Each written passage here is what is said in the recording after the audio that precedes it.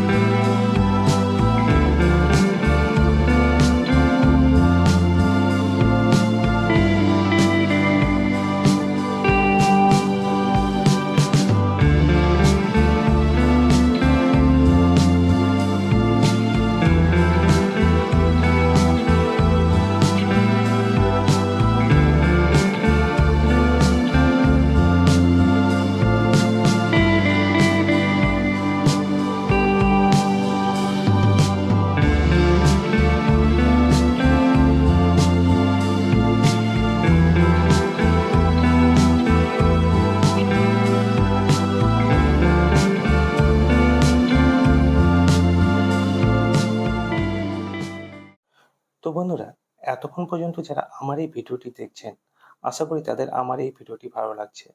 যদি ভালো লেগেই থাকে বন্ধুরা, অবশ্যই ভিডিওটিকে লাইক করে চ্যানেলটিকে সাবস্ক্রাইব করে আপনাদের মতামত আমাকে জানিয়ে আপনাদের ভালোবাসার সহযোগিতার হাত বাড়িয়ে দিয়ে আমার এই ছোট্ট চ্যানেলটিকে এগিয়ে নিতে সাহায্য করুন। তো বন্ধুরা এতক্ষণ যেটা দেখলেন বা যে গ্রামটির মধ্যে আমি ঘুরে বেড়ালাম বা যে গ্রামের দৃশ্য আপনাদের সামনে তুলে ধরলাম সেটা হলো কি নসিংডাঙ্গা।